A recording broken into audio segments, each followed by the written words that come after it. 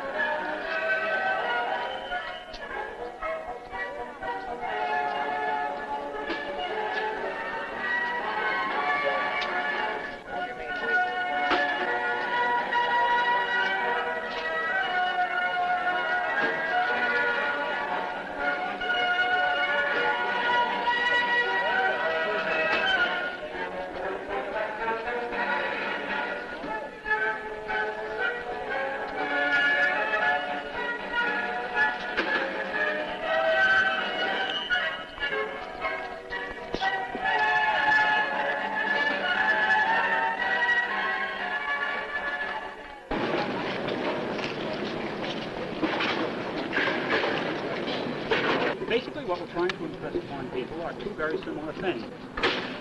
That we are homosexual human beings and homosexual American citizens. Everybody always remembers the first word in both of those phrases, homosexual, and very conveniently overlooks the second and third words in each of those phrases, American citizens and human beings, with all that go with that. All the rights and dignity, all that goes with being a human being and being an American citizen. Any minority or any group, any classification. I don't care whether it's foreigners or what have you. You can't just lump them together in one group. You have to take them as individuals. We are seeking recognition, equality. We are seeking our human dignity, our equality and our acceptance as the homosexuals that we are and have a right to be. But who is denying you this human dignity? I as a citizen? All the youth in groups, certainly. Keep in mind that if the homosexual had the visibility in this country that the Negro does, there would be 15 million unemployed homosexuals in this country. Say that again, I didn't hear it. If the homosexual had the visibility that the Negro does, in other words, if you knew that people were homosexual, Oh, I'm sorry, okay. there would be 15 million unemployed homosexuals. But that's the only way to get your problems settled. Because if you don't bring things out in the open, how is anyone going to know anything about it? This way they can get their rights in society and everything else, like everyone else. I think everybody should get a chance to live their life the way they wish. It's gathering momentum. A movement such as this takes time.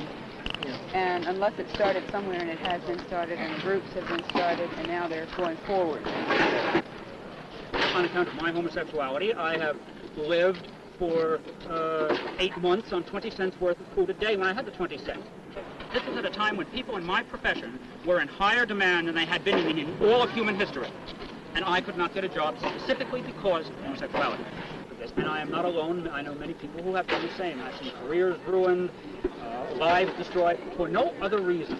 These were people with a great deal to offer to society, simply because society is prejudiced against them and will not allow them equality of opportunity.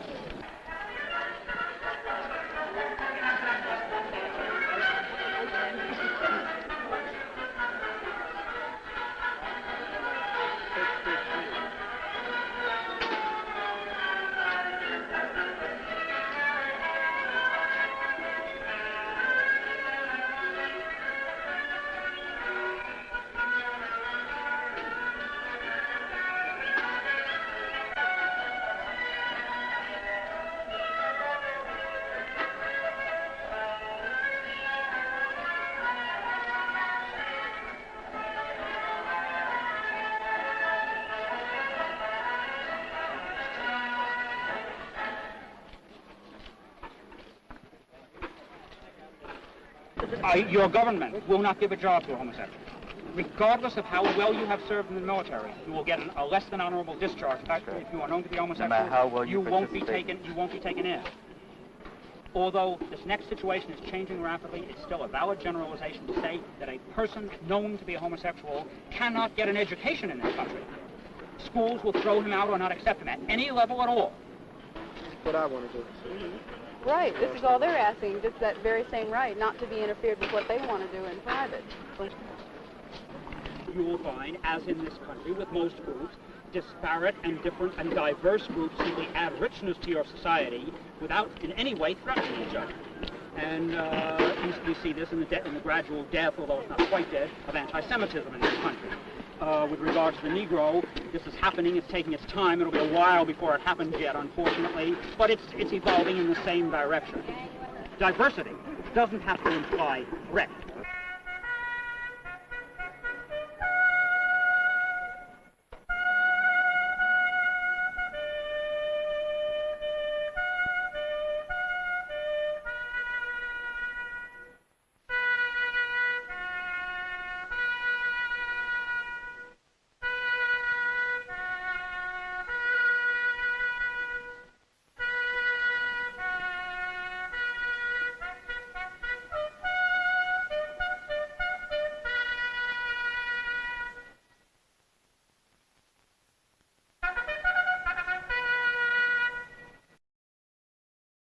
This has been a presentation of the Library of Congress.